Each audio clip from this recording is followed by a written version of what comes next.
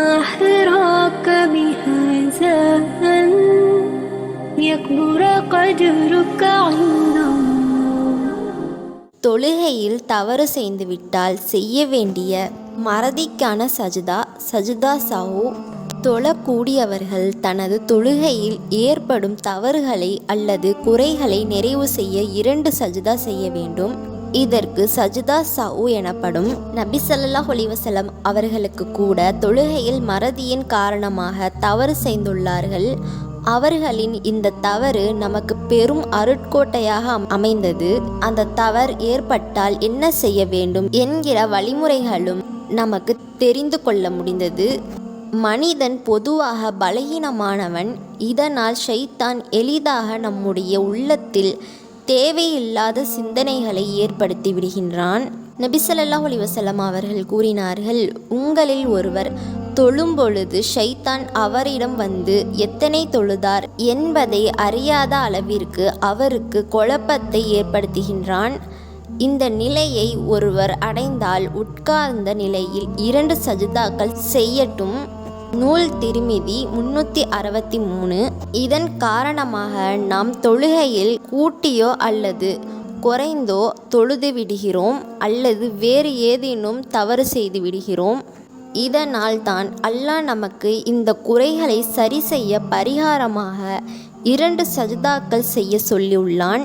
நபி ஸல்லல்லாஹு அலைஹி வஸல்லம் அவர்கள் கூறினார்கள், உங்களில் ஒருவருக்கு தாம் எத்தனை ரக்காயத்துக்கள் தொழுதோம் என்பது தெரியாவிட்டால் அவர் தொழுகையின் இறுதியில் அமர்வில் மறதிக்கு பரிகாரமாக 2 சஜ்தாக்கள் செய்து கொள்ளட்டும். நூல் முஸ்லிம் 985. சஜ்தா சஹூ பொதுவாக நாம் 3 விஷயங்களுக்கு செய்ய வேண்டும். ஃபரல், சுன்னத், நஃபில் என அனைத்து தொழுகையிலும் இந்த சட்டத்தை நாம் எடுத்துக்கொள்ளலாம். வேண்டும் என்கிற தொழுகையை குறைத்தோ அல்லது கூட்டியோ தொழுதுவிட்டால் அந்த தொழுகை கூடாது. 1. மறதியாக தொழுகையை கூட்டி தொழுதுவிட்டால். 2. மறதியாக தொழுகையை குறைத்து தொழுதுவிட்டால். 3. தொழுகையில் கூட்டி அல்லது குறைத்து தொழுதுவிட்டோமோ என்று சந்தேகம் ஏற்பட்டுவிட்டால்.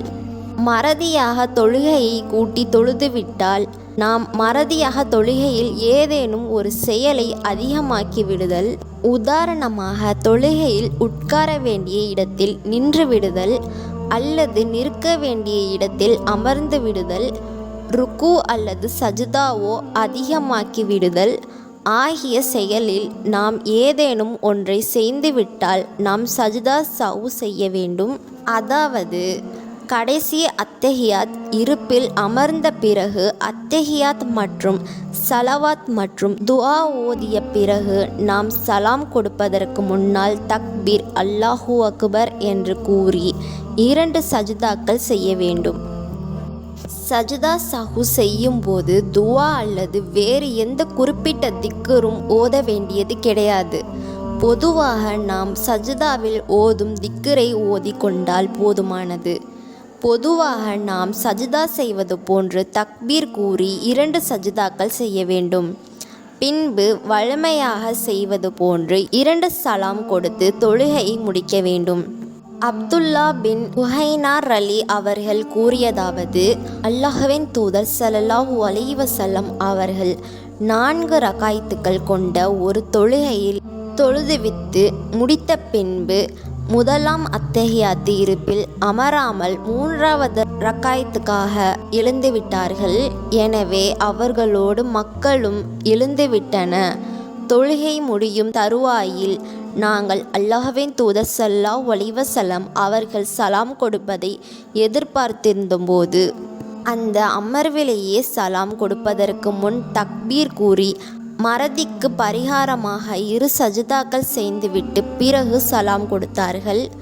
நூல் முஸ்லிம் 987. மறதியாக தொழுகையை குறைத்து தொழுதுவிட்டால் நாம் தொழுகையில் தக்பீர் தஹரிமா முதல் தக்பீர் விட்டுவிட்டால் அல்லது சூரா ஃபாத்திஹா ஓதவில்லை என்றால் தொழுகை கூடாது. அவர் மீண்டும் தொழ வேண்டும். இதை தவிர்த்து தொழுகையில் ஏதேனும் ஒரு செயலை செய்யாமல் மறதியாக விட்டுவிட்டால் உதாரணமாக அத்தஹியாத் இருப்பில் அமராமல் 3வது ரக்காயத்திற்கு எழுந்துவிட்டால் தொழுகையை அப்படியே தொடர வேண்டும்.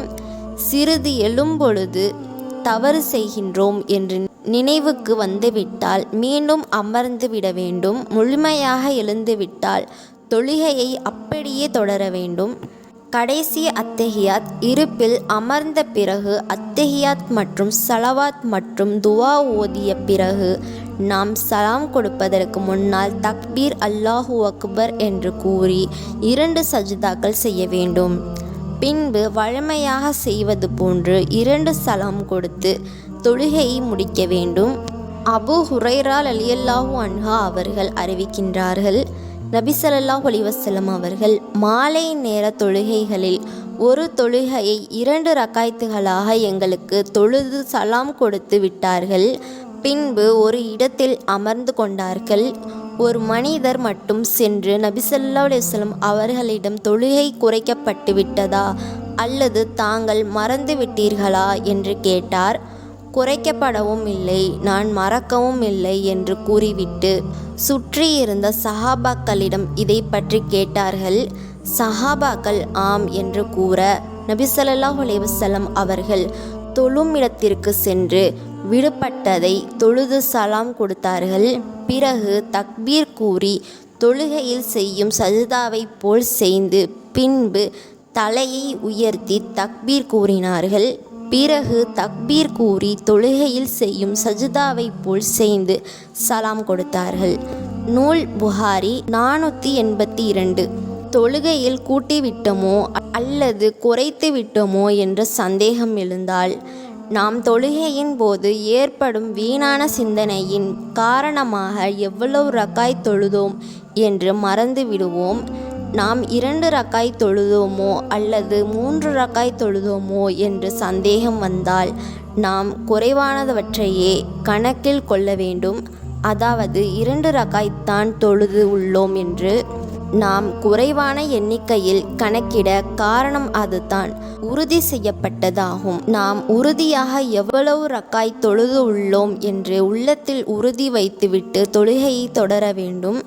பின்பு கடைசியாக அத்தஹியாத் இருப்பில் அமர்ந்த பிறகு அத்தஹியாத் மற்றும் ஸலவாத் மற்றும் துவா ஓதிய பிறகு நாம் சலாம் கொடுப்பதற்கு முன்னால் தக்பீர் அல்லாஹு அக்பர் என்று கூறி 2 சஜ்தாக்கள் செய்ய வேண்டும். நபி ஸல்லல்லாஹு அலைஹி வஸல்லம் அவர்கள் கூறினார்கள், உங்களில் ஒருவர் தொழுகையில் சந்தேகம் கொண்டால் 1 ரக்காய் தொழுது உள்ளாரா அல்லது 2 ரக்காய் தொழுது உள்ளாரா என்று அறியவில்லை என்றால் அவர் அதனை 1 ரக்காயத்தாக கணக்கிட்டு கொள்ளட்டும்.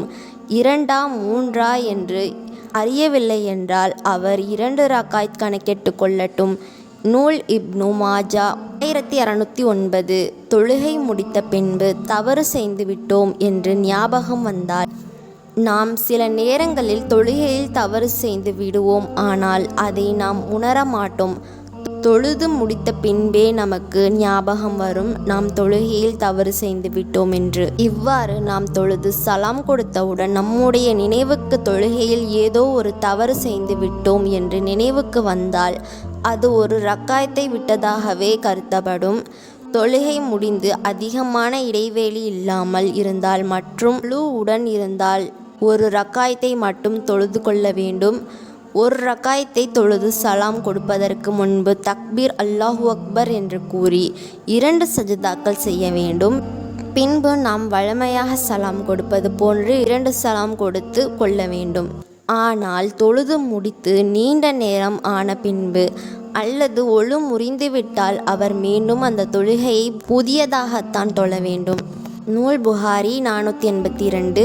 இமாம் தொழுகையில் தவறு செய்துவிட்டால் இமாமாக ஒருவர் தொழ வைக்கும்போது அவர் தொழுகையில் ஏதேனும் தவறு செய்துவிட்டால் அவரின் தவறை தொழுகையில் இருந்தவாறே பின்னால் உள்ளவர்கள் சுட்டிக்காட்ட வேண்டும். அதாவது இமாம் தவறை சுட்டிக்காட்ட ஆண்கள் சுப்ஹானல்லாஹ் என்று இமாமிற்கு கேட்கும் அளவுக்கு கூற வேண்டும். ஆண்களுக்கு பின்னால் நின்று தொழும் பெண்கள் ஆண்கள் யாரும் தவறை சுட்டிக்காட்டவில்லை என்றால் இமாமிற்கு கேட்கும் அளவுக்கு கைத்தட்ட வேண்டும்.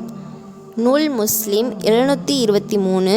இமாமிற்கு அவருடைய தவறு சுட்டிக்காட்டப்பட்டால் அவர் சரியானவற்றை நோக்கி திரும்ப வேண்டும்.